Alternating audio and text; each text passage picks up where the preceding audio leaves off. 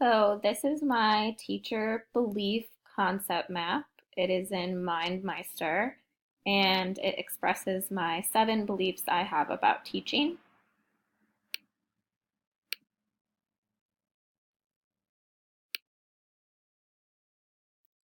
So my first belief is I believe that all students can achieve at a high level.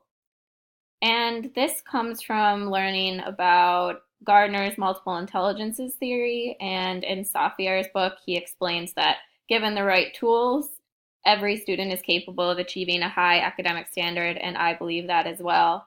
I understand from the readings and from classes and from our own lessons that all students learn differently. And I need to diversify my teaching to match different learning styles. So students who have difficulty learning one way, like writing, this could be an ELL student, for example, they may excel using another tool like a graphic organizer or music. You could play music from a specific era in the beginning of a lesson, and maybe the musical learner will connect that to the historical period and they'll remember that period every single time they hear the music.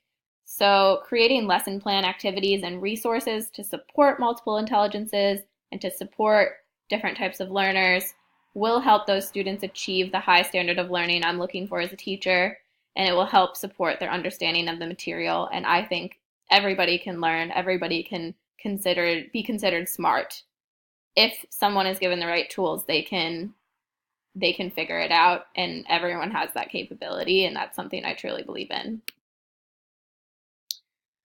So my next belief is I believe that racism negatively affects a classroom environment, so a classroom needs to be inclusive always.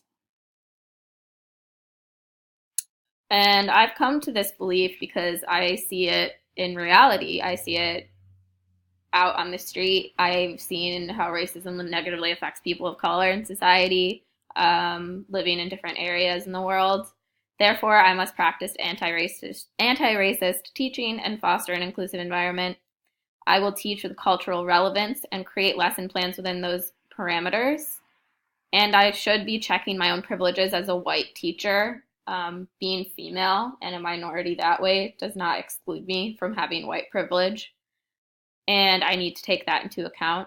I need to learn and assess how society continually negatively affects people of color to mitigate that effect in my classroom, if that means getting involved in the community in that way, or going to organizations and trying to understand the impact it has on people of color, also the student body and how inclusive the administration is to people of color, because that's going to count. I also want, beyond making culturally relevant lesson plans, to undertake collection development with an eye towards including culturally relevant and diverse titles in the library. I've seen too many libraries fail on this aspect. If there are kids of color in your school, why are all your books white protagonists? That doesn't make sense. So I'm going to make sure that doesn't happen. I want to encourage a sense of community in my classroom, that all students have a responsibility to be kind to each other no matter their race, religion, creed, sexual orientation, gender. Everybody deserves fairness. And if they see that and view that equality, hopefully it will impact their understanding of their own worth as human beings, and that impacts their future. When you think you're good, when you think you're smart and important, you want to bring that out into the world. My third belief is I believe there is no such thing as perfection.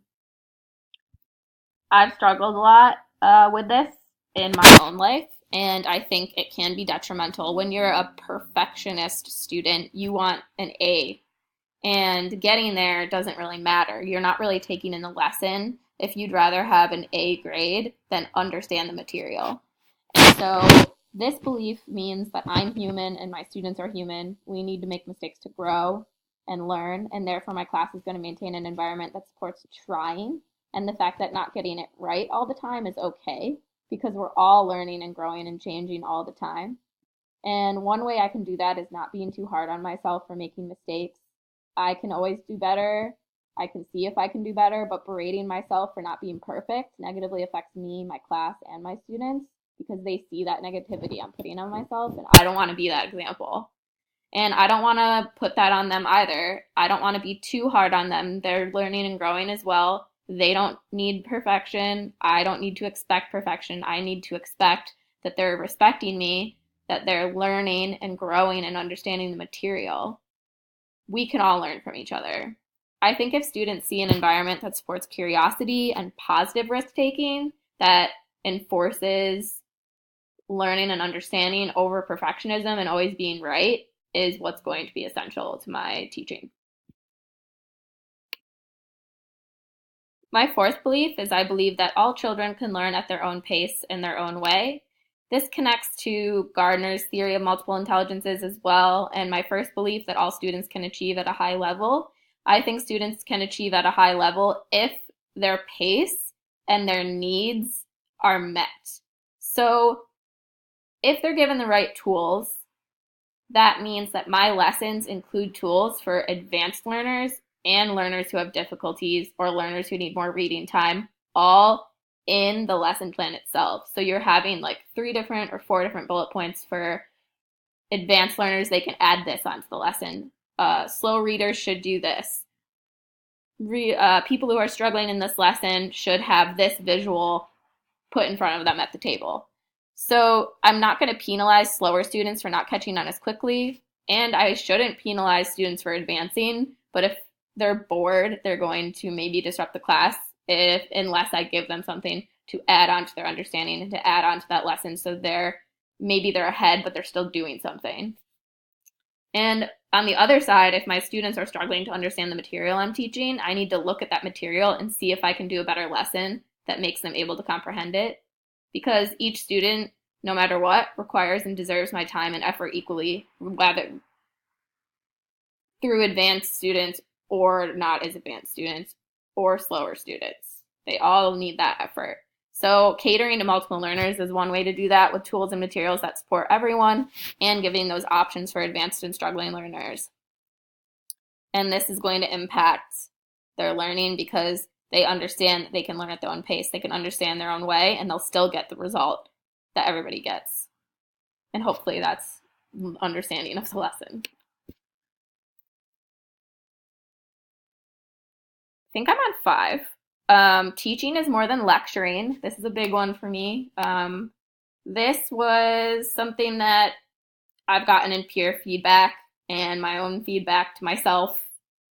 And I've tended to be too lecture heavy in my lesson planning. Therefore, I'm going to make an effort to have my teaching be student inclusive and require student involvement and inquiry more. So that's asking more questions, having the students answer questions, having the students make the questions. Maybe they're summarizing instead of me.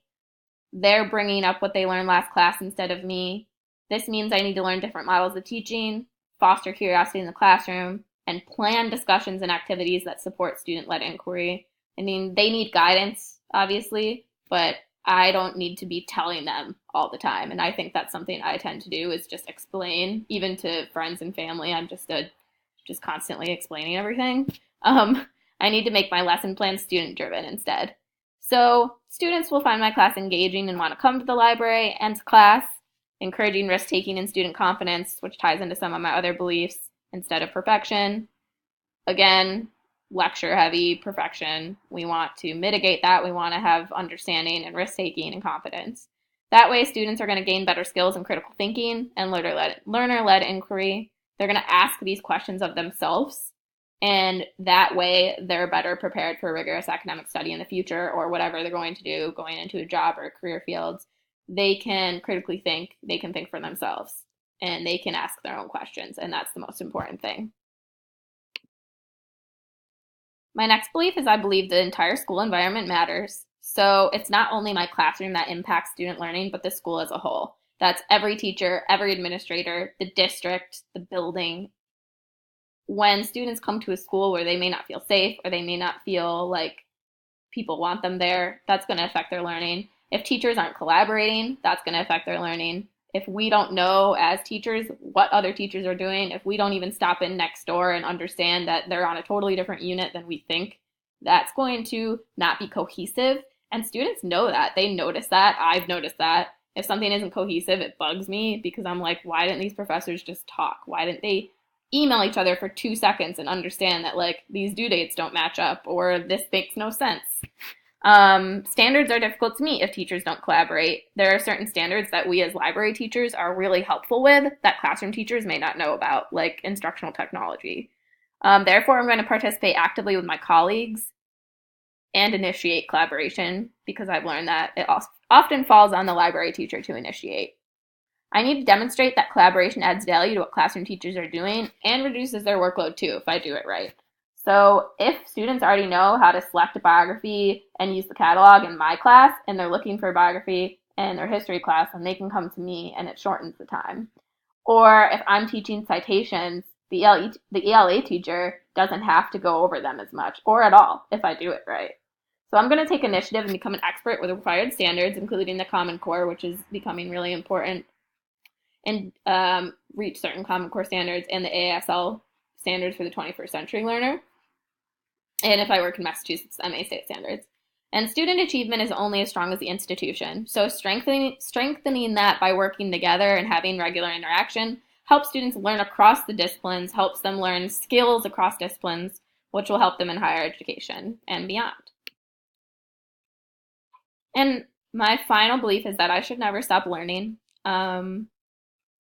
about teaching or anything, but especially about teaching.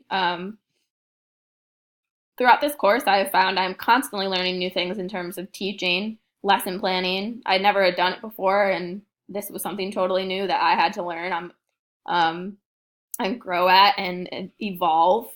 And I've learned that your role as a teacher librarian is always going to change or grow, and you need to constantly learn about that. And my knowledge base on teaching can never be finished. That's something Safier said that's really important, is you're never going to be perfect at it and you're never going to stop learning. And if you do, then that's where you're failing. If you're doing the same lessons year after year for 15 years and you're not using new material or you're not changing anything, you're not really a good teacher anymore. I need to always make an effort to increase my knowledge of teaching and teaching tools and resources. I need to build up my repertoire of lesson plans, and as part of those lesson plans, develop my ability to match student thinking. Maybe I understand it, but do they? Did they get the caveats of my thinking? Or do I need to concentrate more on them and what they want to know and what they're interested in? I need to continually study diverse knowledge bases, develop my knowledge in content, children, models of teaching, pedagogy, etc., behaviors of children. I was talking about my boss the other day about, courses in developmental psychology. So learning about children is equally as important as teaching them and learning about teaching them, because you need to know what children go through and what they're doing, because you as a child, you don't necessarily remember that. I will work to increase my knowledge of the school community, organizations that affect the school, parent involvement, and any factors outside my classroom that may impact student learning and behavior. Knowing what's going on in the district at the time, maybe politically, if there are any tensions, anything going on at home with kids, you need to make it, part of your knowledge base, because maybe you're frustrated with a kid, but they could be having a really hard time at home and you don't know why they're acting out in your class. But learning all of that, or learning about what's going on in your neighborhood, will help. So therefore, my knowledge base and teacher toolbox is going to positively impact my classroom. I will know the best practices to help increase student achievement, and I will be able to interact with the community at large positively to reinforce successful outcomes.